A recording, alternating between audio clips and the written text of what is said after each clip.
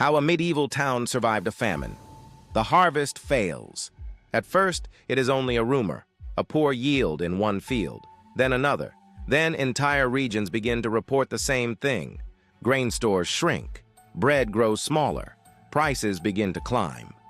In a medieval town, famine did not arrive all at once. It crept in quietly until it was everywhere. Today we follow what happened next, and how a town struggled to survive when its most basic resource began to disappear. Section 1. When the grain runs out. Medieval life depended on grain. Wheat, rye, barley. These were not just foods. They were the foundation of survival. Bread made up the majority of daily calories for most people. When the harvest failed, everything else followed. A bad season might be manageable. 2 bad seasons in a row could be devastating. Grain reserves, if they existed, were quickly depleted. Markets began to thin. Bakers reduced loaf sizes. The quality of bread declined as fillers were added.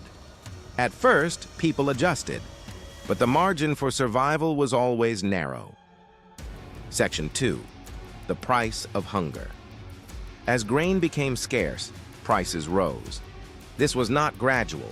It could be sudden and extreme. A loaf of bread that once cost a manageable amount could double or triple in price within weeks. For wealthier households, this was a strain. For the poor, it was catastrophic. Laborers who depended on daily wages found themselves unable to afford basic food. Families began to sell possessions. Tools, clothing, even livestock disappeared into the market in exchange for grain. Yet, as more people tried to buy, prices climbed further. The market did not stabilize. It spiraled. Section 3. Rationing and control.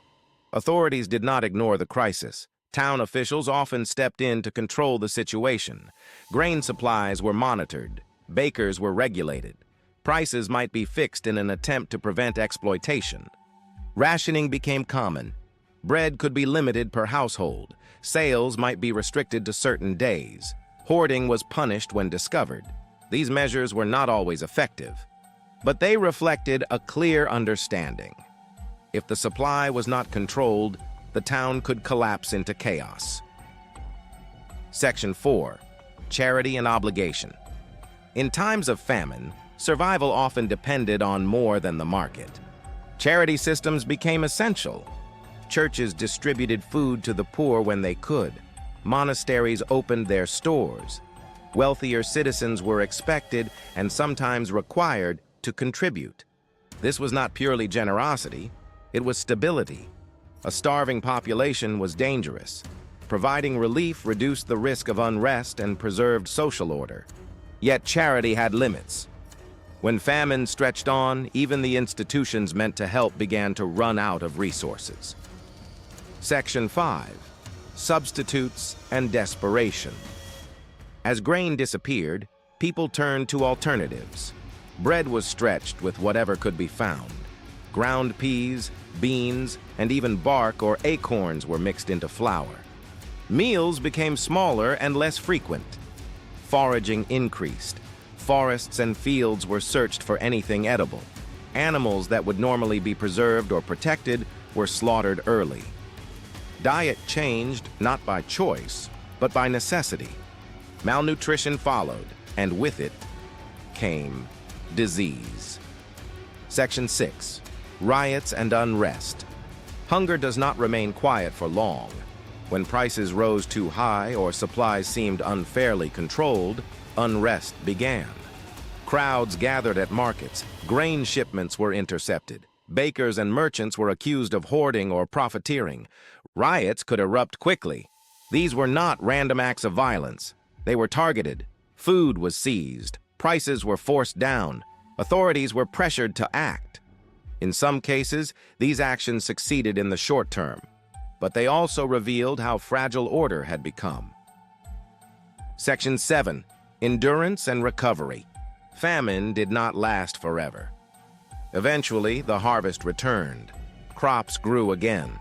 Supplies stabilized. Prices fell. But recovery was slow. Many had died. Others had lost everything they owned. Livestock herds were reduced. Seed reserves had been consumed. The town that emerged from famine was not the same as the one that entered it. Survival came at a cost, and the memory of hunger lingered long after the crisis ended. Conclusion: a medieval famine was not a single event. It was a chain reaction. Failed harvests led to shortages. Shortages led to rising prices. Rising prices led to rationing, charity, unrest, and survival at the edge of possibility. What kept a town alive was not one solution, but many. Control, cooperation, adaptation, and sometimes force. If you are interested in how people navigated the harsh realities of the Middle Ages, consider liking the video and subscribing to TorchLit History. There is always more beneath the surface, because history is not only shaped by kings and battles, it is shaped by the quiet struggle to survive.